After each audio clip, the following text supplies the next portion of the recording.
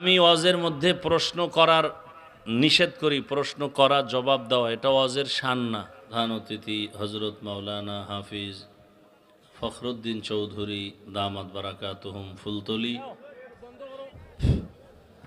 আমি ওয়াজের মধ্যে প্রশ্ন করার নিষেধ করি, প্রশ্ন করা জবাব দেওয়া এটা ওয়াজের শান না। এগুলো ওলামায়ে কেরাম, এখন আগে কষ্ট ছিল, মাদ্রাসা মসজিদ মুফতিদের অভাব নাই, লিখিত আকারে ওখান থেকে জবাব নেওয়া উচিত। দ্বিতীয় নাম্বার হলো বিতর্কিত প্রশ্ন করে এর দ্বারা ফেতনা ছড়ায়, সমাধান হয় না। বাতিল বাতিলের লাইনে থাকে, হক হকের পক্ষে থাকে। এজন্য এখানে অনেক কিছু প্রশ্ন করা হয়েছে। যেহেতু আসছে, আমি অনুরোধ করব আপনারা এভাবে ওয়াজের প্যান্ডেল এগুলো করবেন না। পূজায় অংশগ্রহণ, শুভেচ্ছা জানানো, টাকা দিয়ে সহযোগিতা, এটা মুসলমান আপনাদের ইমানে কি বলে? জায়েজ? তো ফতুয়া তো আপনার কাছে, আমার কাছে দিছেন কেন? চুল দাড়িতে কালো রং ব্যবহার করা কি বৈধ? হ্যাঁ বৈধ। টাকা দিয়ে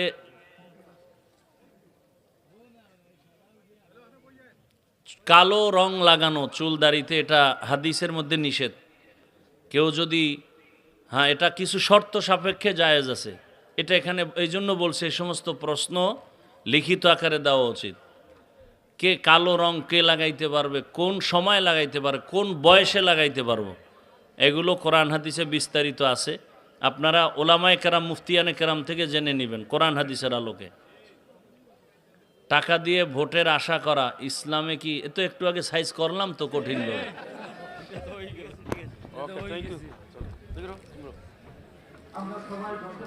সাহেব প্রধান অতিথি হজরত মাওলানা হাফিজ ফখরুদ্দিন চৌধুরী দামাত বারাকাতুহুম ফুলতলি,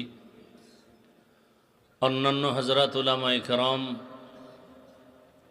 অত্র অঞ্চলের বিভিন্ন স্থান থেকে আগত আল্লাহ পাকের আশিকিন, জাকিরিন, শাকিরিন, মুহিব্বিন, মুরব্বিয়ান আযম, কলিজার টুকরা আমার সমবয়সী যুবক বন্ধুগণ, স্নেহের ছোট ভাই, পর্দার আড়ালে মা বোনেরা, আল্লাহ পাকের দরবারে শুকর যে আল্লাহ আমাদেরকে সুস্থ রেখেছেন, আলহামদুলিল্লাহ।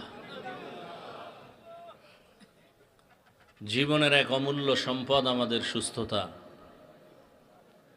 টাকা পয়সা বাড়ি গাড়ি সব আছে, কিন্তু আপনি আমি যদি অসুস্থই থেকে যাই, এই জীবনের কোনো দাম। টাকা পয়সা বাড়ি গাড়ি তেমন নাই, কিন্তু আপনি আমি যদি সুস্থ থাকতে পারি, এর থেকে সুখের জীবন আর হতে পারে? আল্লাহ আমাদের সুস্থতাকে দায়েমান কবুল করেন। এখনো যারা অসুস্থ, ঘরে বিছানায়, হসপিটাল, আল্লাহ তাদেরকেও সুস্থতার নেয়ামত দান করেন। উলামায়ে হযরত আলোচনা করেছেন, ইনশাআল্লাহ সামনে চলতেই থাকবে ধারাবাহিকভাবে। আল্লাহ আমাদেরকে যে কবুল করেছেন হাজারো লাখো মানুষের ভেতর থেকে, এটা আল্লাহর বড় দয়া, মেহেরবানি। আর একবার শুকর আদায় করি, আলহামদুলিল্লাহ। দরুদ ও সালাম সৈয়দুল মুরসালিন, রহমাতুল লিল আলামিন, শফিউল মুজনিবিন, খাতামুন নবিয়্যিন, সৈয়দুস সাকালাইন, ইমামুল মুরসালিন, শফিউ আযম, রসুল আকরম, রহমত আলম, নবিয়ুল আরব আল আজম, হাবিব কিবরিয়া, আশরফুল আম্বিয়া, সৈয়দুল আম্বিয়া, शफ़ीअ महशर, साक़ी कौसर, आक़ाए नामदार, मदीना का ताजदार, आफ़ताब नबूवत, फ़ख्र मौजूदात, सय्यदुल मखलूक़ात, हज़रत मुहम्मदुर रसूलुल्लाह सल्लल्लाहु अलैहि व आलिहि वसल्लमेर উপর নবীজির নামে দরুদ পড়লে মনে হয় গুনাহ হয়। তো চুপ করে বসে থাকলেন কেন? সবাই জবান খুলে পড়েন সাল্লাল্লাহু, আবার মহব্বতে পড়েন, একবার পড়বেন সাল্লাল্লাহু আলাইহি ওয়া আলিহি ওয়াসাল্লাম, সাথে সাথে রবের পক্ষ থেকে 3টা পুরস্কার পেয়ে যাবেন। আরো আস্তে করে বলেন।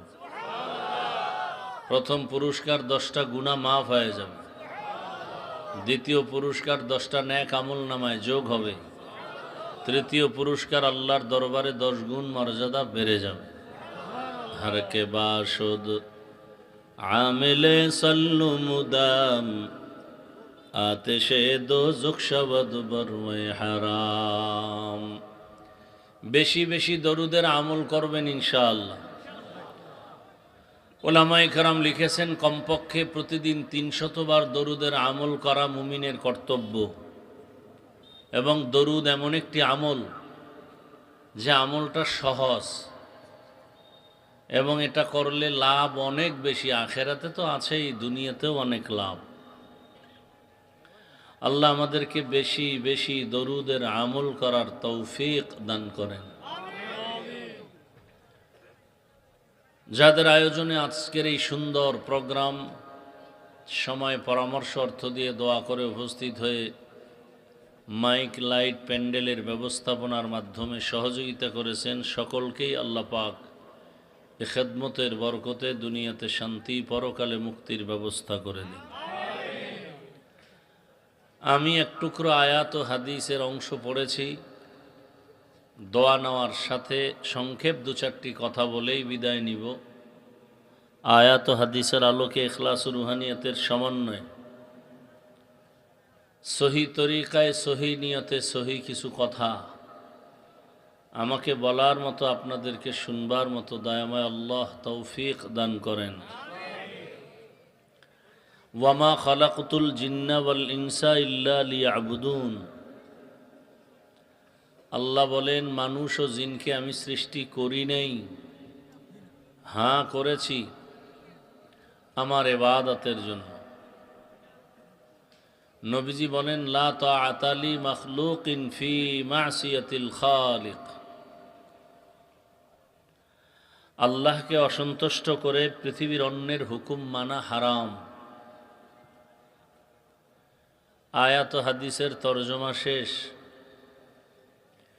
হাদিসের উপরে কিছুক্ষণ আলোচনা। নবীজি বললেন, আল্লাহকে অসন্তুষ্ট করে আর কারো হুকুম মানা যাবে না। এক নাম্বার কথা হলো, আল্লাহ পাকের হুকুমকে বাদ দিয়া অন্যের হুকুম মানে তারা কারা, এবং কার কার হুকুমকে তারা আল্লাহর হুকুমের থেকেও বেশি প্রাধান্য দেয়। প্রথম কথার জবাব হলো, যারা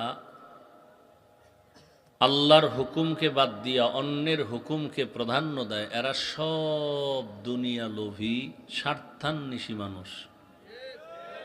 এরা সবাই কি লোভী? দুনিয়া লোভী, স্বার্থপর। স্বার্থের জন্য, নগদ কিছু পাওয়ার স্বার্থে আল্লাহকে ভুলে যায়।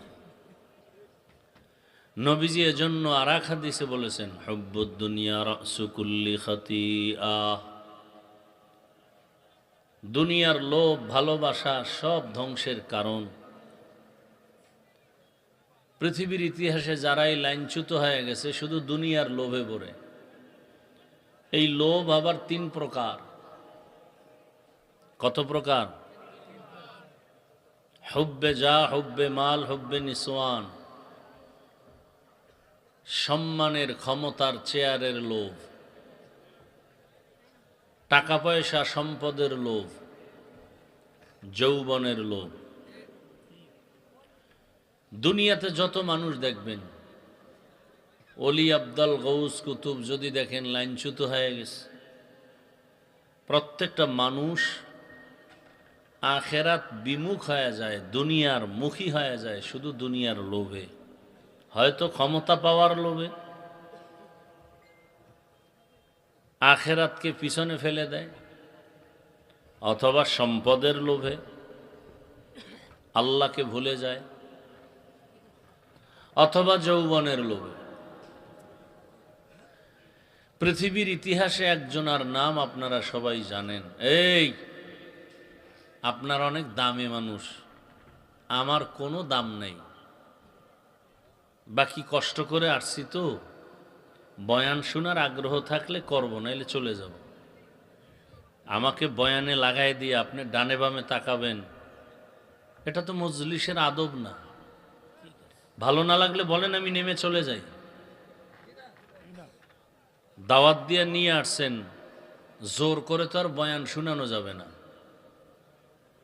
আর আমি বয়ান আপনাদেরকে শুনাইতে আসি নাই, বুঝাইতে আসছি। সবাই বয়ান শুনায়, আমি বুঝাবার চেষ্টা করি। আমার বয়ান শুনবেন না, শুধু বুঝার চেষ্টা করবেন। আমরা এখানে যারা আছি সবাই মুসলমান। আপনাদের আল্লাহ আমার আল্লাহ দুইজন না এক? খুব হিসাব করে কথা বলবেন। আপনাদের নবী আমার নবী, আপনাদের কোরআন আমার কোরআন, আপনাদের কাবা আমার কাবা, আপনাদের কালেমা আমার কালেমা, আপনাদের ধর্ম আমার ধর্ম।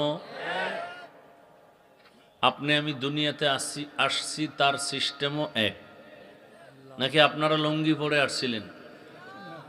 বিদায়বেলা কাফনের সংখ্যাও আমাকেও 3 কাফন, আপনাকেও 3 কাফন, মা বোনদের 5 কাফন। কালার হবে আলাদা। কি কালার আলাদা?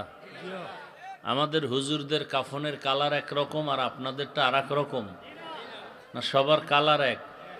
কি কালার? সহজ কথা বুঝার চেষ্টা করবেন। আমি বড় আলেমও না, বড় আমলওয়ালাও না, অতএব আমার বয়ানে গভীর কিছু পাবেন না, নর্মাল কিছু কথা বলবো। এগুলো বসে বসে হিসাব মিলাবেন। আমাদের ইন্তেকালের পরে কবরের যে একটা সাইজ হবে তাও কি আলাদা না এক? কবরে রেখে যাওয়ার পরে প্রশ্ন হবে কতটা, তাও আলাদা না সবার জন্য একই? এখান থেকে বুঝেন কি বুঝেন? আল্লাহ এক, নবী এক, কোরআন এক, কাবা এক, ধর্ম এক, কালেমা এক, কাফন এক, কবর এক, প্রশ্ন এক। লেবাস পোশাকটাও তো এক থাকবে। হয়তো সবাই দাড়ি ছাড়া, না হয় সবাই দাড়িওয়ালা, থাকলে সবাই টুপিওয়ালা, না হয় টুপি ছাড়া। অথচ আমি টুপি খুলতে চাই না আর আপনি টুপি পরতে চান না, আপনাকে আলাদা টুপির বয়ান দিতে হয়। আমি দাড়ি কাটতে চাই না আর আপনি রাখতে চান না, তা আপনি কত বড় ভিআইপি মুসলমান আর আমি কত দুর্বল ইমানওয়ালা। আমি পর্দা না করলে লজ্জা আর আপনি পর্দা করতে গেলে লজ্জা। আমি মসজিদে না ঢুকলে লজ্জা পাই আর আপনি ঢুকতে গেলে লজ্জা পান। একটু হিসাব মিলানো দরকার। বাকি নেই বেশি দিন। কোন দিন ডাক আসবে, ঘুমের ঘরে কি একেবারে চির ঘুমে পড়ে যাবেন তাও বলা যায় না।